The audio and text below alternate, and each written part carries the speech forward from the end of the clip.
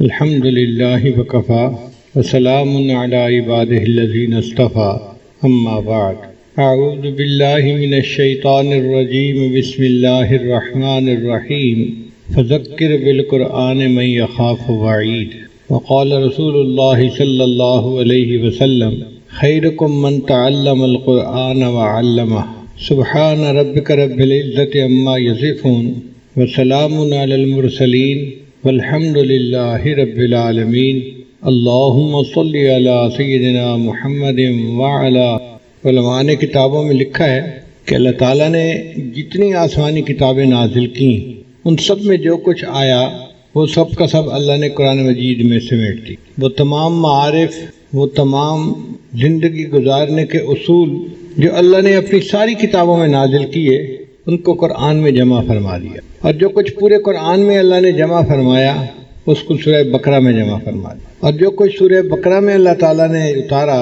اس کو سورہ فاتحہ میں اتار دیا۔ سورہ فاتحہ کے کئی نام ہیں۔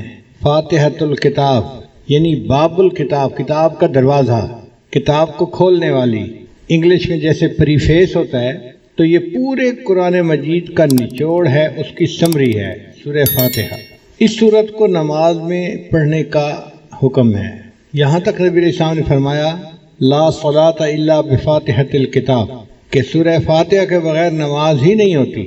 چنانچہ علماء کہتے ہیں کہ اگر نماز میں سورہ فاتحہ پڑھ لی اور کچھ بھی نہیں پڑھا تو نماز ہو جائے گی، اور اگر سورہ فاتحہ نہیں پڑھی باقی سب کچھ پڑھ لیا تو نماز کو لوٹانا ضروری۔ اتنی اہمیت ہے اس کی۔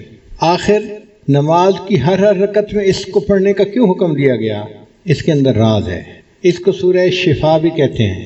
صحابہ کرام فرماتے ہیں کہ جب ہمارے ہاں کوئی بیمار ہو جاتا تھا ہم سورہ فاتحہ پڑھ کے اس کو دم کرتے تھے، یا تو اللہ اس کو شفا دیتے تھے یا وہ اللہ کو پیارا ہو جاتا تھا۔ اتنی کثرت کے ساتھ اس کو پڑھ کے پھونکا جاتا تھا۔ عجیب بات ہے کہ اتنی اہم صورت ہے اور اتنی کثرت سے ہم پڑھتے ہیں لیکن ہمیں اس کے مضامین کا احاطہ نہیں ہے۔ ابھی اگر کسی سے پوچھا جائے کہ آپ بتاؤ کہ سورہ فاتحہ پورے قرآن کا کیسے خلاصہ ہے تو پتہ نہیں ہوگا۔ اس لیے آج کے جمعہ میں اسی مضمون کو کھولنے کا ارادہ کیا۔ دیکھیں قرآن مجید میں مختلف مضامین وارد ہوئے ہیں۔ مثال کے طور پہ اللہ رب العزت کی عظمت بیان ہوئی ہے، اللہ کی شان کبریائی بیان ہوئی ہے، اللہ تعالیٰ کی صفات کا تذکرہ، اللہ کی شان کا تذکرہ۔ تو جہاں بھی قرآن مجید میں یہ تذکرہ ہوا اس کو الحمد نے سمیٹ لیا۔ سورہ فاتحہ کا جو پہلا لفظ ہے نا الحمدللہ، سب تعریفیں اللہ کے لیے ہیں۔ اب ان دو لفظوں نے ان تمام مضامین کا احاطہ کر لیا جو اللہ کی عظمت، اس کی صفات، اس کی کبریائی سے متعلق ہیں۔ سچی بات یہ ہے کہ حمد کا حقدار اللہ ہی ہے۔ دنیا میں جو بندہ جس کسی کی تعریف کرتا ہے حقیقت میں وہ اللہ کی تعریف کر رہا ہوتا ہے۔ خاوند بیوی کی تعریف کرے اس نے اللہ کی تعریف کی جس نے اس کو بنایا، بیوی خاوند کے اچھے اخلاق کی تعریف کرے اس نے اللہ کی تعریف کی جس نے خاوند کو بنایا۔ ہم آسمان کی تعریف کریں، زمین کی کریں، سمندر کی کریں، درختوں کی کریں، پھولوں کی کریں، پھلوں کی کریں، وہ ان کے پیدا کرنے والے پروردگار ہی کی اصل میں تعریف ہے۔ تو تعریف اللہ تعالیٰ ہی کو سجدی ہے، اس لیے الحمدللہ ان دو لفظوں نے اللہ رب العزت کی عظمت کے مضامین کو سمیٹ لیا۔ پھر آگے رب کا لفظ ہے۔ رب کا معنی ہوتا ہے آقا، مولا، کسی کو تربیت دینے والا، پالنے والا، اس کو رب کہتے ہیں۔ یہ رب کا لفظ اللہ تعالیٰ کے لیے خاص استعمال ہوتا ہے۔ اللہ تعالیٰ ہم سب کا رب ہے، نبی علیہ السلام کا بھی رب اللہ ہے، اور اس رب کے مضمون کے اندر بہت گہرائی ہے۔ یہ ایسا وعدہ ہے کہ اللہ نے انسانوں کو دنیا میں بھیجنے سے پہلے ان سے لیا۔ حدیث پاک میں آتا ہے کہ اللہ تعالیٰ نے عالم ارواح میں سب انسانوں کو پیدا کیا، ان کی شکلیں انسانوں والی تھیں مگر ان کے جسم چھوٹے تھے، جیسے چیونٹی چھوٹی سی ہوتی ہے اس طرح چھوٹے چھوٹے انسان تھے۔ پھر اللہ تعالیٰ نے ان سے پوچھا الستُ بربکم، کیا میں تمہارا پروردگار نہیں ہوں؟ تو نبی علیہ السلام نے سب سے پہلے جواب دیا قالوا بلا، اے اللہ آپ ہی ہمارے رب ہیں۔ پھر آپ صلی اللہ علیہ وسلم سے جواب سننے کے بعد سارے انسانوں نے اللہ کی ربوبیت کا اقرار کیا۔ اب یہ میثاق ہے، یہ ایک وعدہ ہے جو مخلوق نے اپنے اللہ سے کیا۔ تو اللہ تعالیٰ نے مخلوق کو دنیا میں بھیجا، اچھا میں دیکھتا ہوں کہ تم دنیا میں جا کے کس کو رب سمجھتے ہو۔ اب ہمارا سب سے بڑا امتحان جو دنیا میں ہے کہ ہم اپنا پالنے والا کس کو سمجھتے ہیں۔ بہت سارے لوگ سمجھتے ہیں ہم کھیتی سے پل رہے ہیں، ہم فیکٹری سے پل رہے ہیں، ہم اپنی جاب سے پل رہے ہیں، ہم اپنے کاروبار سے پل رہے ہیں، یہ سب غلط ہے۔ پالنے والا کون ہے؟ اللہ ہے۔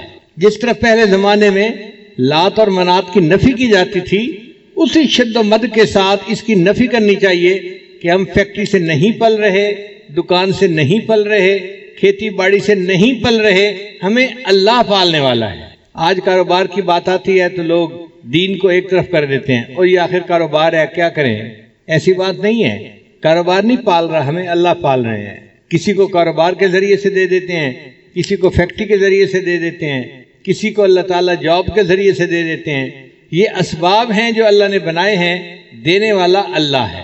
اس کی مثال آپ یوں سمجھیں کہ جیسے ایک بچہ ہوتا ہے نا، تو اس پہ تو سب عورتیں مہربان ہوتی ہیں، چھوٹا بچہ سب کو پیارا لگتا ہے، ذرا روتا ہے تو ہر عورت اس کو گود میں لینے کی کوشش کرتی ہے، مگر اس بچے کا تعلق اپنی ماں کے ساتھ خاص ہوتا ہے، اس لیے کہ ماں اس کی مربیہ ہوتی ہے، اس کی پالنے والی ہوتی ہے، اس کی ذمہ دار ہوتی ہے۔ اور بچہ اماں کا نام پکارتا ہے تو ماں ہل جاتی ہے، تھکی ہوئی ہو، نیند میں ہو، جو مرضی ہو، فوراً اٹھ کے بچے کی طرف بھاگتی ہے، میرا بیٹا کیوں مجھے پکار رہا ہے، اپنے بچے کی بات کا جواب دیتی ہے، اس کی ضرورت کو پورا کرتی ہے۔ اب چونکہ ہمارے رب اللہ ہے، اس لیے اللہ تعالیٰ نے ہمیں یہ بتلا دیا کہ تم نے کچھ مانگنا ہو تو مجھ سے مانگو۔ اس لیے قرآن مجید کی اکثر دعائیں آپ اگر دیکھیں تو رب کے لفظ سے شروع ہوتی ہیں۔ ربنا آتنا فی الدنیا حسنہ، ربنا لا تزغ قلوبنا بعد اذ ہدیتنا، ربنا اغفر لنا ذنوبنا واسرافنا فی امرنا۔ تو رب کے لفظ سے دعائیں مانگنی سکھائی گئیں۔ کیوں؟ کہ جب بندہ یا رب یا رب یا رب کہتا ہے تو اس کی مثال ایسے ہی ہے جیسے کوئی بچہ امی امی امی کہہ رہا ہوتا ہے۔ اچھا یہ بتائیے کہ بچے کی ماں کا نام ہے فاطمہ، اور بچہ کہتا ہے فاطمہ فاطمہ فاطمہ، ماں کے دل میں محبت کا وہ جذبہ نہیں اٹھے گا، لیکن اماں کہنے سے ماں کا دل ہل جائے گا، میرے بیٹے نے مجھے پکارا ہے۔ اسی طرح ہم جب رب کہتے ہیں تو اللہ تعالیٰ کی رحمت جوش میں آ جاتی ہے، میرے بندے تجھے پالنے کی ذمہ داری میری ہے، تو مجھے پکارتا ہے، میں تیری ضرورتوں کو پورا کر دوں گا۔ اب پوری زندگی ہم نے یہ یقین بنانا ہے کہ ہمارا رب اللہ ہے۔ اسباب سے نظر ہٹا کے مسبب الاسباب کی طرف لے جانی ہے، مخلوق سے نظر ہٹا کے اللہ کی طرف لے جانی ہے۔ اور وہ اللہ صرف ہمارا رب نہیں ہے، رب العالمین، وہ جہانوں کا پروردگار ہے۔ جتنی مخلوق ہے، جہاں بھی ہے، کہیں بھی ہے، ان سب کا رب اللہ ہے۔ اسی رب کا یقین بنانے کے لیے اہل اللہ کی صحبت اختیار کی جاتی ہے، اور اسی کے لیے جماعت میں نکلا جاتا ہے۔ دعوت و تبلیغ میں نکل کے کون سا یقین بناتے ہیں؟ اللہ کے رب ہونے کا یقین بنانا ہوتا ہے، کہ یہ یقین دل میں بیٹھ جائے اور بندہ اللہ کو اپنا رب سمجھنے لگ جائے۔ اور اگر زندگی میں یہ یقین بن گیا تو آپ دیکھیے کہ مرنے کے بعد سب سے پہلے یہی سوال پوچھا جائے گا۔ حدیث پاک میں آتا ہے کہ جب مردے کو دفن کیا جاتا ہے تو قبر میں دو فرشتے اس سے سوال پوچھنے آتے ہیں۔ وہ کون سا سوال پوچھتے ہیں؟ من ربکم، تمہارا رب کون ہے؟ بھئی بتاؤ تم نے دنیا میں کیا یقین بنایا، کیا سیکھ کے آئے، دنیا میں کیا سبق پڑھ کے آئے؟ من ربکم، تمہارا رب کون ہے؟ اب جس نے یقین نہیں بنایا ہوگا وہ کہے گا ہے ہاتھ لا ادری، مجھے نہیں پتا میرا رب کون ہے۔ اور جس نے دین پر محنت کی ہوگی اور اپنے رب کے ساتھ یقین کو مضبوط کیا ہوگا وہ کہے گا اللہ میرا رب ہے، تو وہ کامیاب ہو جائے گا۔ پھر قیامت کے دن بھی ہمیں اپنے رب کے سامنے کھڑا ہونا پڑے گا۔ یوم یقوم الناس لرب العالمین، قیامت کے دن ہم کس کے سامنے کھڑے ہوں گے؟ اپنے رب کے سامنے کھڑے ہوں گے، اور جنت میں جائیں گے تو اللہ ہمیں لے جائے گا۔ وسیق الذین اتقوا ربهم الی الجنۃ زمرا، دیکھیں جو متقی لوگ ہوں گے ان کو رب جنت میں لے کے جائے گا۔ ہر جگہ پر رب کا تذکرہ، رب کا تذکرہ۔ آپ قرآن مجید پڑھیں، آپ کو ہر صفحے پہ، ہر دوسرے صفحے پہ، ہر دوسری چوتھی آیت کے بعد رب کا لفظ ملے گا۔ اتنا کثرت سے یہ لفظ استعمال ہوا ہے۔ تو الحمدللہ نے اللہ تعالیٰ کی عظمت اور کبریائی کے مضمون کو سمیٹ لیا، اور رب کے لفظ نے اللہ تعالیٰ کی ربوبیت کے مضمون کو سمیٹ لیا۔ اچھا، یہ رب کا لفظ مخلوق کے لیے بھی استعمال کر لیا جاتا ہے، آقا مولا کے نام پہ، جیسے حضرت یوسف علیہ السلام نے فرمایا تھا وَاذْكُرْنِي عِنْدَ رَبِّكَ، اپنے آقا کے سامنے میرا بھی تذکرہ کرنا۔ اور ایک مرتبہ فرمایا اِنَّهُ رَبِّي أَحْسَنَ مَثْوَایَ، یہاں ربی کا لفظ جو انہوں نے کہا تو یہ مخلوق کے لیے تھا۔ تو سوال پیدا ہوتا ہے کہ یہ رب مخلوق کے لیے کیوں استعمال کیا؟ تو علماء نے جواب دیا ہے کہ سمجھانے کے طور پر، چونکہ ماں باپ بچے کو پالتے ہیں اس لیے ان کو کہا کہ یہ مربی ہیں، کما ربیانی صغیرہ، اصل پالنے والا اللہ ہے، لیکن چونکہ یہ ظاہری سبب بن رہے ہیں ان کے لیے بھی لفظ استعمال کر دیا گیا۔ اب اللہ کی جو ربوبیت ہے وہ راحمانہ بھی ہو سکتی ہے، قاہرانہ بھی ہو سکتی ہے۔ بچے کو پیار سے بھی پالا جا سکتا ہے اور مار کے بھی پالا جا سکتا ہے، بچہ بڑا بن جائے گا۔ بعض بچوں کو ماں باپ نے بہت شفقت دی ہوتی ہے اور بعض پہ بہت سختی کی ہوتی ہے، بچے پل جاتے ہیں۔ تو اب سوال یہ پیدا ہوتا ہے کہ اللہ تعالیٰ کی ربوبیت جو ہے مخلوق کے ساتھ کیسی ہے؟ آگے فرما دیا الرحمن الرحیم، وہ رحمت کی ربوبیت ہے، اللہ مہربان ہے اپنی مخلوق کے اوپر۔ الرحمن اور الرحیم اس کے 4 نقطے ہیں۔ رحمان کہتے ہیں وہ ذات کہ جس کی رحمت دنیا میں عام ہو سب کے اوپر، اور رحیم کہتے ہیں کہ جس کی رحمت ایمان والوں کے لیے آخرت میں خاص ہو۔ دوسرا نقطہ، رحمان کہتے ہیں اس کو جو ہر چیز دیتا ہو چھوٹی بڑی، اور رحیم کہتے ہیں کہ جو بڑی بڑی چیزیں بھی بندوں کو دیتا ہو۔ پھر رحمان کہتے ہیں جو اپنے اور پرائے سب کو دیتا ہو، اور رحیم کہتے ہیں کہ جو اپنوں کے لیے خاص مہربان ہو۔ تو رحمان اور رحیم کے اپنے اپنے انداز ہیں۔ وَقَانَ بِالْمُؤْمِنِينَ رَحِيمًا، اور اللہ تعالیٰ ایمان والوں کے لیے خاص رحمان رحیم ہوگا قیامت کے دن۔ اور ایک چوتھا فرق یہ ہے کہ رحمان کا لفظ اللہ کے لیے استعمال ہوتا ہے، مخلوق کے لیے استعمال نہیں ہو سکتا۔ رحیم کا لفظ اللہ کے لیے بھی استعمال ہو سکتا ہے، مخلوق کے لیے بھی استعمال ہو سکتا ہے۔ اس لیے اللہ تعالیٰ نے اپنے حبیب صلی اللہ علیہ وسلم کو رحیم کہا، بالمؤمنین رؤوف الرحیم۔ تو مخلوق کے لیے رحیم کا لفظ استعمال ہو سکتا ہے، رحمان کا لفظ استعمال نہیں ہو سکتا۔ مگر رحمان اور رحیم دونوں صفات کس کی ہیں؟ اللہ رب العزت کی ہیں۔ تو اللہ کی عظمت و کبریائی کے مضمون کو الحمدللہ نے سمیٹا۔ اللہ تعالیٰ کی جو ربوبیت کا مسئلہ ہے اس کو رب کے لفظ نے سمیٹ لیا، اور اللہ تعالیٰ کی جو صفات ہیں رحمت کی ان کو الرحمن الرحیم نے سمیٹ لیا۔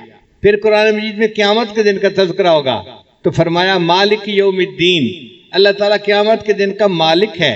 ایک ہوتا ہے منصف، انصاف کرنے والا جج، وہ جج قانون کا پابند ہوتا ہے، کسی کی فیور کرنا چاہے فیور نہیں کر سکتا۔ اور جی میں قانون کا پابند تھا، میری مجبوری تھی، مجھے تو فیصلہ قانون کے مطابق کرنا تھا۔ لیکن جو مالک ہوتا ہے اس کا اختیار ہوتا ہے، وہ جس کو بخشنا چاہے بخش دے، جس کو معاف کرنا چاہے معاف کر دے۔ تو اللہ تعالیٰ قیامت کے دن کے مالک ہوں گے، جس کو اللہ تعالیٰ معاف کرنا چاہیں گے اللہ اس کو معاف کر دیں گے، کوئی پوچھنے والا نہیں ہوگا کہ جی آپ نے اس کو معاف کیوں کر دیا۔ وہ رب ہے، وہ پروردگار ہے۔ اور اللہ تعالیٰ جو قیامت کے دن کے مالک ہوں گے تو اس کے لیے عجیب، سب مخلوق کو موت آ جائے گی جب سور پھونکا جائے گا، انسان، حیوان، چرند پرند، جن سب کچھ مر جائے گا، صرف سور بچے گا اور حضرت اسرافیل علیہ السلام بچیں گے۔ اسرافیل علیہ السلام سور پھونک رہے ہوں گے، ساری مخلوق مر جائے گی۔ پھر ایک وقت آئے گا کہ اللہ تعالیٰ اسرافیل علیہ السلام کو بھی موت دے دیں گے اور سور کو بھی توڑ دیا جائے گا۔ اس وقت مخلوق میں سے کوئی دنیا میں نہیں ہوگا۔ جب کوئی نہیں ہوگا اللہ تعالیٰ فرمائیں گے لمن الملک اليوم، آج کس کی بادشاہی ہے؟ کوئی جواب دینے والا نہیں ہوگا۔ پھر اللہ خود فرمائیں گے للہ الواحد القہار، ایک اللہ قہار کی بادشاہی ہے۔ پھر قیامت کا دن ہوگا اور اللہ تعالیٰ اس دن کے بادشاہ ہوں گے، مالک ہوں گے۔ تو قیامت کے مضمون کو اس مالک یوم الدین نے سمیٹ لیا۔ پھر اس کے بعد قرآن مجید میں اللہ کی عبادت کے تذکرے ہیں، ایاک نعبد، ان 2 لفظوں نے اس مضمون کو سمیٹ لیا۔ اے اللہ ہم آپ ہی کی عبادت کرتے ہیں۔ بندے کے لیے سب سے بڑا مقام عبدیت ہے، ولایت سے بھی اونچا، نبوت سے بھی اونچا، رسالت سے بھی اونچا مقام کس کا ہے؟ عبدیت کا ہے۔ اس لیے اللہ نے اپنے پیارے حبیب صلی اللہ علیہ وسلم کے لیے عبد کے لفظ کو استعمال کیا۔ سبحان الذی اسرا بعبدہ لیلا من المسجد الحرام الی المسجد الاقصی، عبد کا لفظ استعمال کیا گیا۔ حضرت عیسیٰ علیہ السلام کی پیدائش ہوئی تو انہوں نے اپنے لیے عبد کا لفظ استعمال کیا۔ جب ان کی والدہ بیوی مریم ان کو لے کر آئی اپنی قوم کی طرف تو قوم حیران ہو گئی، یا مریم لقد جئت شیئا فریا، اے مریم تو یہ طوفان چیز کیا لے کے آ گئی، تو غیر شادی شدہ ہے، تیرے ہاں بیٹا کیسا ہو گیا؟ فاشارت الیہ، تو بیوی مریم نے قوم کو کہا کہ اسی بچے سے پوچھو، میرا سر نہ کھاؤ۔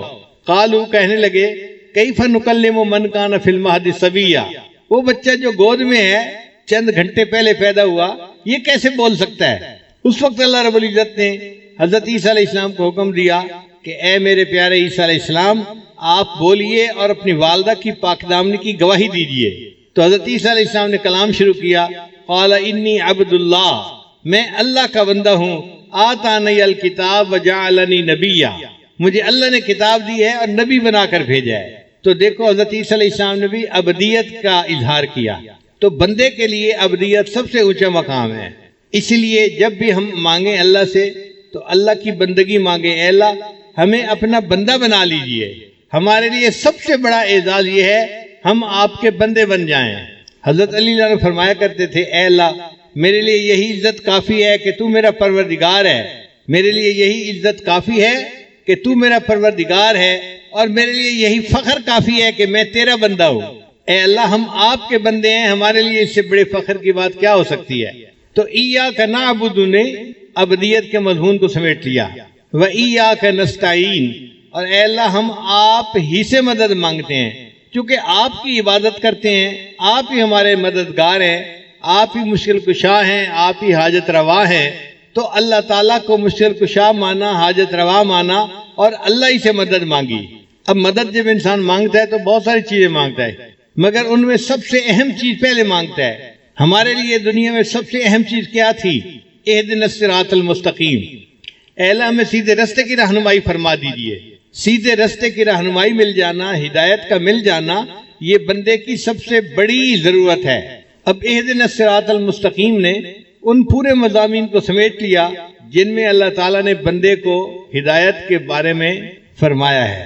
پھر فرمایا کہ اب یہ جو ہم نے ہدایت کا راستہ مانگا ہے، اس راستے کی خوبیاں کیا ہیں؟ آسان طریقہ تھا، آگے کہہ دیا جاتا صراط القرآن والحدیث، کہ قرآن اور حدیث کے راستے پہ چلا دے۔ اللہ نے فرمایا نہیں، صراط الذین انعمت علیہم، ان لوگوں کا راستہ جن پر تیرا انعام ہوا۔ اللہ جو تیرے بندے انعام یافتہ تھے، ہمیں ان کے راستے پہ چلا دیجئے۔ اب اللہ کے انعام یافتہ بندے کون تھے؟ قرآن مجید نے اس کی تفصیل بیان کر دی۔ انعم اللہ علیہم من النبیین والصدیقین والشہداء والصالحین وحسن اولئک رفیقا۔ چار طرح کے لوگ ہوتے ہیں جو انعام یافتہ ہیں، انبیاء، صدیقین، شہداء اور صالحین، نیک بندے۔ تو چار کی بات مانو، ان چار کی بات مانو گے تو تم سیدھے رستے پر رہو گے، اور فرمایا کہ چار کی بات مانو گے تو سیدھے رستے پر رہو گے، اور اگر چار کی بات مانو گے دوسرے چار کی تو تم گمراہ ہو جاؤ گے۔ وہ کون سے چار ہیں جن کی بات نہیں مانی؟ فرمایا غیر المغضوب علیہم ولا الضالین۔ اس میں بھی چار قوموں کا تذکرہ کیا، یہود، نصارہ، ملحدین اور مشرکین۔ یہ چار قومیں ہیں، تم نے ان کی بات نہیں ماننی، تو چار کی ماننی ہے سیدھا رستہ رہے گا، اور چار کی نہیں ماننی ورنہ ہم بھٹک جائیں گے۔ جن کی نہیں ماننی وہ کون چار ہیں؟ یہود، نصارہ، ملحدین، مشرکین، ان چار کی نہیں ماننی۔ اگر ان کی چار کی نہیں مانیں گے تو ہم سیدھے رستے پر رہیں گے۔ اس پر آمین کہلوایا اور نماز کی ہر رکعت میں سورہ فاتحہ کو پڑھنے کا حکم عطا فرمایا۔ اس لیے سورہ فاتحہ کے مضامین کو اگر آپ جمع کریں تو پورے قرآن مجید کے مضامین کا یہ نچوڑ بن جاتا ہے، سمری بن جاتی ہے۔ اس لیے نماز میں جب سورہ فاتحہ کو پڑھا کریں تو اس کے مضامین پہ بھی غور کیا کریں کہ ہم اللہ کے سامنے کیا الفاظ پڑھ رہے ہیں، ان کا مطلب کیا ہے۔ اللہ تعالیٰ سورہ فاتحہ کے ان تمام مضامین کی حقیقت ہمارے دلوں میں اتار دے، اور ہمیں اپنی ذات کی ربوبیت کا اور اپنی عبدیت کے کامل ہونے کا یقین عطا فرما دے۔ اب جب پتہ چل گیا کہ راستہ جو ہے وہ انبیاء، صدیقین، شہداء اور صالحین والا راستہ ہے، اور جو گمراہ ہو گئے تھے وہ یہود، نصارہ، ملحدین اور مشرکین ہیں، تو بندہ کہتا ہے کہ یا اللہ ذرا اس کی تفصیل مل جائے۔ تو آگے قرآن شروع کر دیا، الف لام میم ذالک الکتاب لا ریب فیہ ھدی للمتقین۔ میرے بندو تم کتاب کہتے ہو، یہ کتاب ہے، یہ ہدایت دیتی ہے متقی لوگوں کو۔ متقین کا لفظ کیوں کہا؟ اس لیے کہ نیت ٹھیک ہونی چاہیے۔ اگر بندہ قرآن پڑھے اور نیت ہدایت کی ہو تو پھر اس کو ہدایت ملتی ہے۔ اگر نیت میں کوتاہی ہو تو انسان قرآن پڑھ کے بھی کئی دفعہ گمراہ ہو جاتا ہے۔ چنانچہ ہم نے دیکھا ہے یہود و نصارہ اپنی یونیورسٹیوں میں پی ایچ ڈی کرواتے ہیں۔ یہود و نصارہ پی ایچ ڈی کروا رہے ہوتے ہیں اسلامیات کے مضمون میں، وہ وہاں مسلمان لڑکوں کو قرآن پڑھا کے گمراہ کر دیتے ہیں۔ تو قرآن مجید کو پڑھے، نیت ٹھیک ہو، ہدایت کی نیت ہو، پھر ہدایت ملتی ہے۔ اس لیے فرمایا ھدی للمتقین، یہ ہدایت دیتی ہے متقی کو۔ اب آگے تفصیل کے متقی لوگ کون ہوتے ہیں؟ متقی لوگ وہ ہوتے ہیں الذین یؤمنون بالغیب، جن جو غیب کے اوپر ایمان لاتے ہیں، بن دیکھے اللہ کو مانتے ہیں، بن دیکھے آخرت کو مانتے ہیں۔ جو نبی علیہ السلام شریعت لے کر آئے انہوں نے بن دیکھے اس کو مان لیا، یہ ایمان بالغیب ہے۔ اس لیے ایمان بالغیب کی اللہ کے ہاں بڑی قدر ہے۔ موت کے وقت جب بندہ اپنی آنکھوں سے ملک الموت کو دیکھ لیتا ہے اور سمجھ لیتا ہے کہ اب میرے جانے کا وقت آ گیا، اس وقت اگر یہ ایمان قبول کرے تو اس کا ایمان قبول نہیں ہوتا۔ فرعون جب مرنے لگا تھا تو اس وقت اس نے کہا تھا آمنت برب موسیٰ و ہارون، میں موسیٰ اور ہارون کے رب پر ایمان لے آیا۔ تو فرشتے نے اس کو کہا آلآن، اچھا اٹس ٹو لیٹ، تو بہت دیر کر دی، تو اس سے پہلے اگر یہ الفاظ کہتا تو قبول ہو جاتے۔ اب تو نے جب مناظر کو دیکھ لیا آخرت کے، اب یہ ایمان بالغیب نہیں رہا، اب یہ نظر آ رہا ہے، اب تمہارا دعویٰ قبول نہیں ہے۔ تو بن دیکھے جو ہم نے اللہ کو مانا، اس وجہ سے اللہ کے ہاں ایمان بالغیب کی بڑی قدر و قیمت ہے۔ کتابوں میں ایک عجیب واقعہ لکھا ہے، ہارون رشید اپنی بیوی کے ساتھ دریا کے کنارے چہل قدمی کر رہا تھا۔ اس نے ایک بزرگ کو دیکھا، اللہ والے کو دیکھا، وہ مکان بنا رہے تھے۔ جیسے بچے کھیلتے ہیں نا ریت پانی کے ساتھ، تو وہ اپنے پاؤں ہاتھوں کے ساتھ مکان چھوٹے چھوٹے بنا رہے تھے۔ ہارون رشید نے دیکھا تو اس نے پوچھا بہلول کیا کر رہے ہو؟ بھئی مکان بنا رہا ہوں۔ کیوں؟ کہ جو بندہ اس مکان کو خریدے گا میں دعا کروں گا اللہ اس مکان کے بدلے اس کو جنت میں مکان عطا فرما دے۔ بہلول قیمت کیا ہے؟ اس نے کہا 1 دینار قیمت ہے، یعنی 1 روپیہ قیمت ہے۔ بہلول سمجھا کہ یہ موجی بندہ ہے اور یہ جہاز ہے جو پرواز کر رہا ہے، بس موج میں بیٹھا ہوا ہے۔ پیچھے اس کی بیگم آئی، اس نے بھی سلام کیا، بہلول کیا کر رہے ہو؟ مکان بنا رہا ہوں۔ کیوں؟ جو خریدے گا میں دعا کروں گا اللہ اس مکان کے بدلے اس کو جنت میں مکان عطا فرما دے۔ وہ عورت ذات تھی، دل میں اللہ والوں کا احترام تھا۔ اس نے پوچھا قیمت کتنی ہے؟ کہنے لگا 1 دینار۔ اس نے 1 دینار پرس میں نکال کے دے دیا، اچھا میرے لیے دعا کر دینا۔ اب جب رات ہوئی تو ہارون رشید نے خواب دیکھا کہ جنت ہے اور اس کے خوبصورت مکان ہیں اور یہ پھر رہا ہے، جنت کی سیر کر رہا ہے۔ بڑا حیران، ایک مکان کی 1 اینٹ سونے کی، 1 اینٹ چاندی کی اور مشک کا سیمنٹ اس میں استعمال ہوا ہے۔ ایک مکان دیکھا جو بے جوڑ ہیرے موتی کا بنا ہوا تھا، ایک مکان سرخ یاقوت کا بنا ہوا تھا، روبی کا بنا ہوا تھا۔ روبی کا چھوٹا سا پتھر ہوتا ہے انگوٹھی میں لگا ہوا، عورتیں اس انگوٹھی کو پہنتی ہیں تو پھر اپنا ہاتھ دوسری عورتوں کو دکھا رہی ہوتی ہے کہ دیکھو میری انگلی میں روبی کا پتھر ہے۔ اب چھوٹے سے پتھر کی اگر اتنی قیمت ہے تو وہ مکان پورا کا پورا روبی کا بنا ہوا تھا۔ ہارون رشید بڑا حیران ہوا، ذرا غور سے دیکھا تو اس کے دروازے پر اس کی بیگم کا نام لکھا ہوا تھا، زبیدہ خاتون۔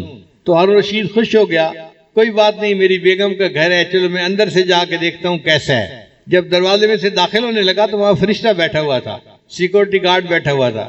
اس نے روک لیا، بھئی تم کون ہو جو اندر جانا چاہتے ہو؟ بھئی یہ جس کا نام لکھا ہوا ہے نا میں اس کا خاوند ہوں۔ انہوں نے کہا سوری، اس جہان کا قانون یہ ہے کہ جس کا نام ہوتا ہے وہی جا سکتا ہے، دوسرا نہیں داخل ہو سکتا، تم جاؤ واپس۔ جب وہ سیکورٹی گارڈ نے دھکا دیا تو بادشاہ سلامت کی آنکھ کھل گئی۔ اب سوچنے لگا کہ میری بیوی مجھ سے زیادہ عقلمند نکلی، اس نے مکان کا سودا کر لیا اور میں نے تو موقع ضائع کر دیا۔ اب بڑا افسوس ہو رہا ہے۔ افسوس اس کو 2 وجوہات سے تھا۔ ایک وجہ یہ تھی کہ میں نے موقع ضائع کر دیا، اور اس سے بڑا افسوس یہ تھا کہ میں نے سودا نہ کیا، بیوی نے کر لیا۔ اب جب بیوی اچھا کام کر لے خاوند نہ کرے تو خاوند کا حال برا ہوتا ہے۔ سارا دن سوچتا رہا کیا کروں۔ تو انسان کے دماغ کے اندر یہ صلاحیت ہے، وہ آفٹر میتھ کرتا ہے، کام کے ہو جانے کے بعد پھر دماغ سوچتا ہے اچھا اب کیا کیا جا سکتا ہے۔ تو سارا دن آفٹر میتھ کے اندر مبتلا رہا۔ پھر ذہن میں خیال آیا آج جاتے ہیں، اگر بہلول آج مکان بنا رہا ہوا نا تو میں نے تو ضرور مکان خرید لینا ہے۔ اب دوسرے دن پھر بیوی کو لے کے دریا کے کنارے، آنکھیں اس کی بہلول کو تلاش کر رہی تھی۔ اللہ کی شان، ایک جگہ اس نے دیکھا بہلول پھر بیٹھا ہوا مکان بنا رہا تھا۔ بادشاہ سلامت جلدی اس کے پاس گئے، السلام علیکم بہلول، کیا حال ہے؟ اس نے کہا ٹھیک ہے۔ بہلول ٹول خدے؟ اس نے کہا ہاں سب ٹھیک ہے۔ کیا کر رہے ہو؟ اس نے کہا مکان بنا رہا ہوں۔ کیوں بنا رہے ہو؟ اس لیے بنا رہا ہوں کہ جو خریدے گا میں اس کے لیے دعا کروں گا اللہ اس مکان کے بدلے اس کو جنت کا مکان عطا فرما۔ تو بادشاہ نے کہا بھئی قیمت کتنی ہے؟ اس نے کہا بادشاہ سلامت پوری دنیا کی بادشاہی۔ ہارون رشید حیران ہو گیا، بہلول کل تو 1 دینار قیمت مانگ رہے تھے اور آج پوری دنیا کی بادشاہی۔ میں پوری دنیا کا بادشاہ بھی نہیں، اپنی بادشاہی بھی دے دوں تو قیمت ادا نہیں کر سکتا، یہ فرق کیوں ہے؟ اس نے کہا بادشاہ سلامت کل سودا بن دیکھا تھا قیمت تھوڑی تھی، آج سودا دیکھا ہوا ہے اس لیے قیمت زیادہ ہو گئی ہے۔ تو آج ہم نے بن دیکھے اللہ کو مانا ہے، جنت کی قیمت تھوڑی ہے۔ موت کے وقت جب آخرت کے مناظر دیکھ لیں گے تب ہم قیمت بھی نہیں ادا کر سکیں گے اور جنت کے حقدار بھی نہیں بن سکیں گے۔ اس لیے اس ایمان بالغیب کی بڑی قدر کرنی چاہیے، پکا رہنا چاہیے۔ کہتے ہیں کہ حضرت یوسف علیہ السلام کے زمانے میں 7 سال بڑی اچھی فصل ہوئی، پانی دے 7 سال بڑی اچھی فصل ہوئی، تو یوسف علیہ السلام نے گندم کو گوڈاؤن کے اندر محفوظ کر لیا۔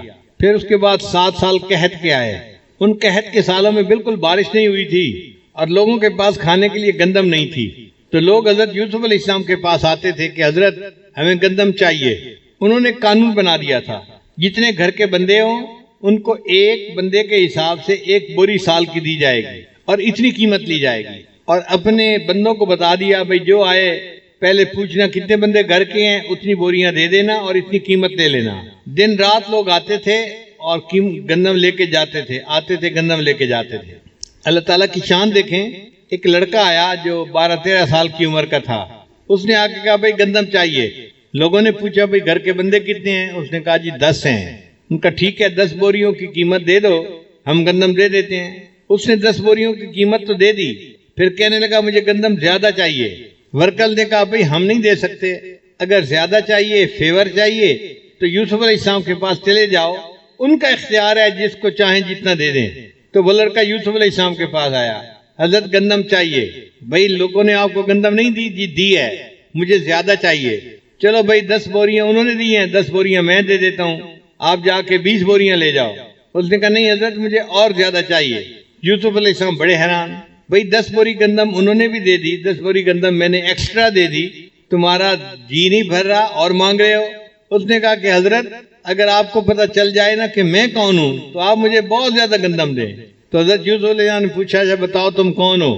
اس نے کہا کہ حضرت جب زلیخا نے آپ کے اوپر بہتان لگایا تھا تو جس چھوٹے بچے نے، دودھ پیتے بچے نے آپ کی پاک دامنی کی گواہی دی تھی، وہ بچہ میں ہوں، اب بڑا ہو کے جوان ہو گیا ہوں۔ اب حضرت یوسف علیہ السلام نے جب یہ بات سنی تو اس بچے پہ اتنا پیار آیا، اتنا پیار آیا، اس کو قریب بلایا، اس کے ماتھے کو بوسہ دیا، اس کو سینے سے لگایا اور کہا کہ اچھا تو نے میری گواہی دی تھی؟ اس نے کہا جی۔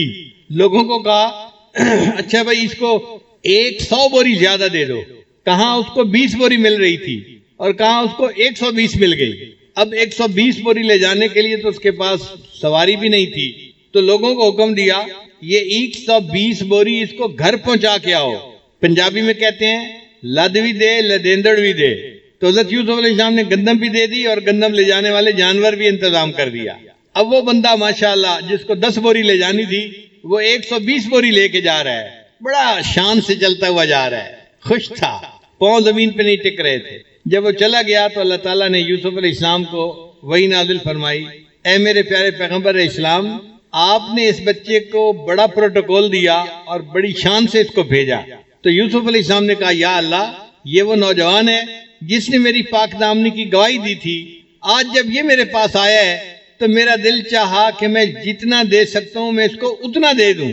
اللہ تعالیٰ نے فرمایا یوسف علیہ السلام پھر آپ اس بات پہ گواہ رہنا، جس نے آپ کی پاک دامنی کی گواہی دی آپ نے اس کو اتنا دیا جو آپ دے سکتے تھے، تو میں پروردگار بھی کہتا ہوں کہ جس بندے نے دنیا میں میری وحدانیت کی گواہی دی، جب وہ قیامت کے دن میرے پاس آئے گا میں اس کو وہ دوں گا جو میری شان کے مطابق ہوگا۔ تو یہ جو ایمان بالغیب ہے یہ اللہ کی بڑی نعمت ہے، ہمارا سرمایہ ہے۔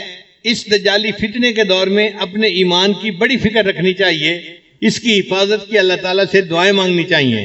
نبی صاحب نے ارشاد فرمایا کہ دجالی فتنے کے دور میں ایسا وقت آئے گا، ایک بندہ صبح اٹھے گا ایمان والا ہوگا، شام سونے کے لیے بستر پہ جائے گا ایمان سے خالی ہوگا۔ تو جب ایمان اس طرح ضائع ہونے والا ہوگا اس دور میں ایمان کی حفاظت کی دعائیں کرنا بڑا ضروری ہے۔ اللہ تعالیٰ ہم سب کے ایمان کی حفاظت فرمائے اور ہمیں قیامت کے دن مضبوط ایمان کے ساتھ اپنے رب کے سامنے پیش ہونے کی توفیق عطا فرمائے، اور سورہ فاتحہ کا جو مضمون ہے اس کو اللہ تعالیٰ ہمارے دلوں میں اتار دے اور ہمارا اپنی ذات کی ربوبیت کے اوپر یقین بنا دے۔ وآخر دعوانا ان الحمد للہ رب العالمین۔